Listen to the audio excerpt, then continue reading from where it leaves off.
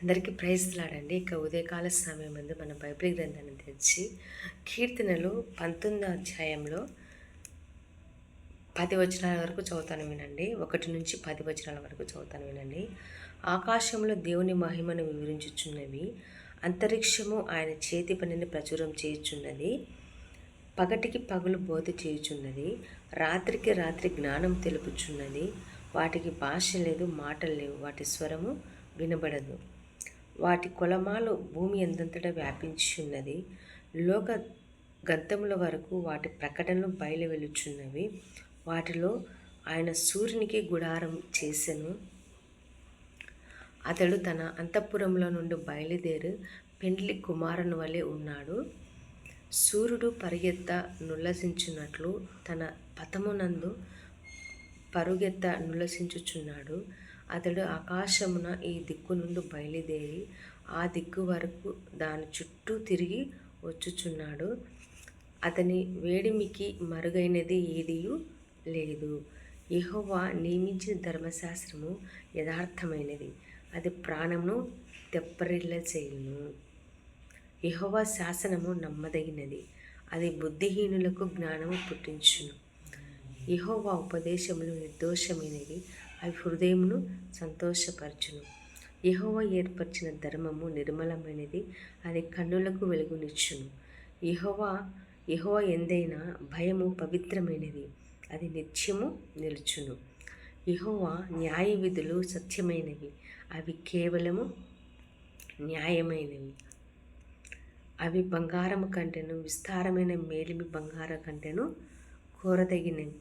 తేనె కంటెను, జుంటె తేనె దారుల కంటెను మధురమైనవి. ఈ యొక్క వాక్యాన్ని దేవుడు దీవించిన కామెంట్.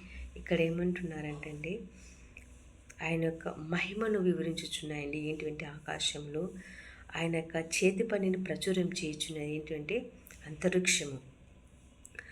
పగటికి పగలు బోధ చేయుచున్నది, రాత్రికి రాత్రి జ్ఞానము తెలుపుచున్నది. వాటికి భాషలు లేవు, వాటికి మాటలు లేవు, వాటికి స్వరం కూడా వినబడదు. వాటి కొలమాల భూమి అంతటా వ్యాపించుచున్నది. నెక్స్ట్ ఇక్కడ మనము 7వ వచనం మనం చూసినట్టయితే, యెహోవా నియమించిన ధర్మశాస్త్రం యథార్థమైనది, ఆమేన్, అది ప్రాణమును తెప్పరిల్ల చేయను. యెహోవా శాసనములు నమ్మదగినవి, అది బుద్ధిహీనులకు జ్ఞానం పుట్టించును. తెలివి లేని వాళ్ళకు జ్ఞానం పుట్టిస్తుందండి మన యొక్క ధర్మశాస్త్రము. నెక్స్ట్, యెహోవా ఉపదేశము నిర్దోషమైనవి, అవి హృదయమును సంతోషపరచును. యెహోవా ఏర్పరిచిన ధర్మము నిర్మూలమైనది, అది కన్నులకు వెలుగునిచ్చును. యెహోవా ఏర్పరిచిన ధర్మము నిర్మూలమైనది, అది కన్నులకు వెలుగునిచ్చును. యెహోవా ఎందైనా భయము పవిత్రమైనది, అది నిత్యము నిలుచును. ఆయన ఎందు భయభక్తులు కలిగి ఉండటం మన యొక్క జీవితాన్ని ఎంతోగానో సరిచేయబడతారండి. ఎంతగానో ఆయన ఎందు భయభక్తులు కలిగి ఉండటం ఎంతో మేలండి.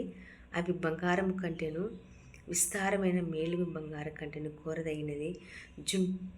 తేనె కంటేను జుంటె తేనె దారుల కంటేను మధురమైనది.